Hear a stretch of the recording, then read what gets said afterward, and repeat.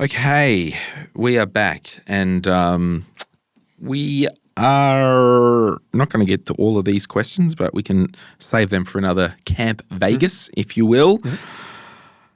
Hi, Glen and Vince. I'd love to hear your opinions on joint investment accounts. I was planning on starting one with my wife using beta shares.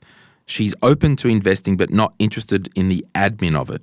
I thought this way I could manage it, but she still has access to everything. We're on similar incomes, so I don't know how it works tax-wise. Thank you. Toby, I will say, when you pick up a copy of the Quick Start Guide to Investing, which this episode is brought to you by, there is broadly 6 ways to own investments in Australia. And I'll go through them all. And what page is it? 61. 61. There you go. You have that one there, Vince. What a beautiful thing. Do you want me to read it out? No, I'll just follow along with me. I'll play along at home. Play along at home. Page read along with Mother. 61. And there's that little diagram there. From the left, complexity and cost is low. And to the right, complexity and cost is high. So the first option, in your own name. Low complexity, low cost. Then we go up joint names, super, investment bond, company, and then trust. That's basically, are there any other ways that I miss in terms of ownership? Not really. I mean, that's it. And so I go through, and if you want to read this from page 61, Toby, I go through basically how the tax works year on year, how the tax works when you sell, how estate planning is impacted, the pros and cons of that of each one.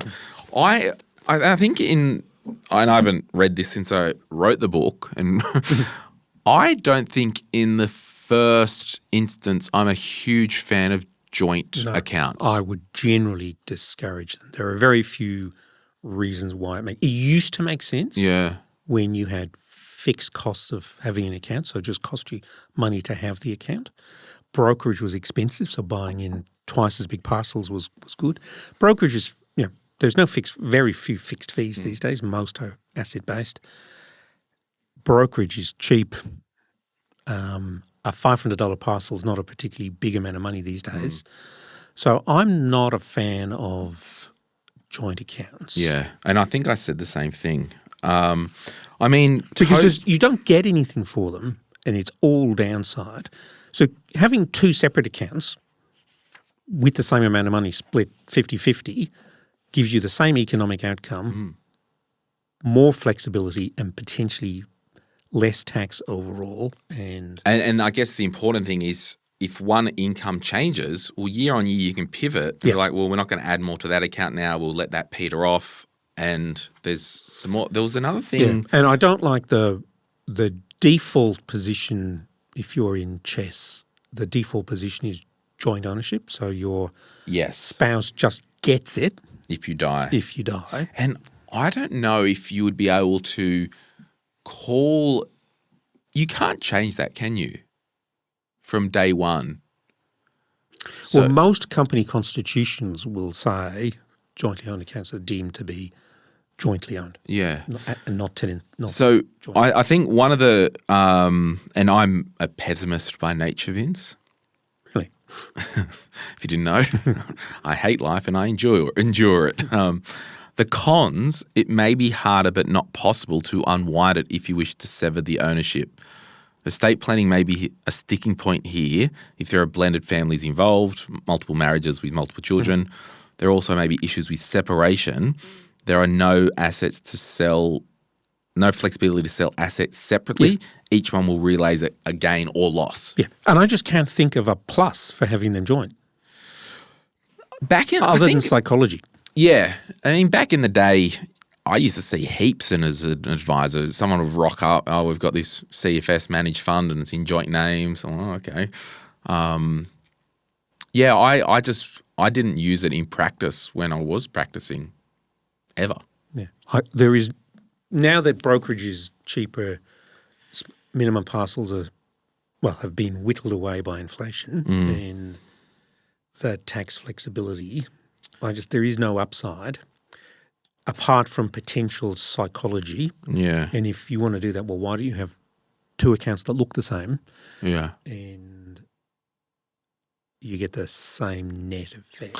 And okay, so just on that, she's open to investing but not interested in the admin of it. Well, is anyone interested in the admin of investing? But I think the bigger problem here is, ignoring the administrative at the moment, is if she's not on board and he's doing it, he's running the honey, I told you so risk. And that's not a position that most sensible blokes would want to be in. So dragging someone kicking and screaming into doing something they don't want to do is a very dangerous place to be, and outsourcing it to a professional gets rid of a lot of the honey, I told you so risk. So effectively what I'm going to draw here, just the tax side of it, if it is a joint account and there's 100K in there, it then grows to 200K, right? Yeah. And then we've got her income, his income. If we're like, okay, we want to, and this is just for him how the tax works, we want to take some money off the table because we've worked hard, we want to renovate the kitchen, let's just pay for it with cash. That 50K gain will go 50-50. 50-50, so there'll be 25K. As will each distribution. Each year, each quarter. Yeah. So the problem here, when you've said we're on similar incomes, we alluded to it before. So that's okay right now. If in the future her income goes through the roof and we need to take money out, you might pay more tax. Yeah. Or vice versa. You're going to have kids and you need some money, selling it in the lower tax rate. But if we now, that's right. Or someone retires earlier.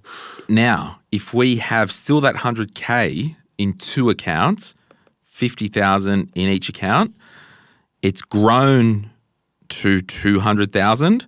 So there'll be 100K in each account. Yep. The flexibility is now, okay, it's been 5 years since we set it up. Okay, we want to take some money off the table. Oh, you're not working at the moment because you just got made redundant and your income's less. We'll just sell the money out of your account. And you might forego that if there was some upside in the joint account. And I just can't think of one other than psychology. What does my book say on the advantages of joint accounts? The pros, actually there isn't many. Like individual ownership, it's simple, low cost and virtually no setup is needed. It's great for getting started and easy to split income each year or share ownership with a spousal partner. Like there's actually no pros, really. Like I think I put that paragraph in because I needed a pro. But there used to be. Yeah. But not now. So there you have it. That's our comments on that.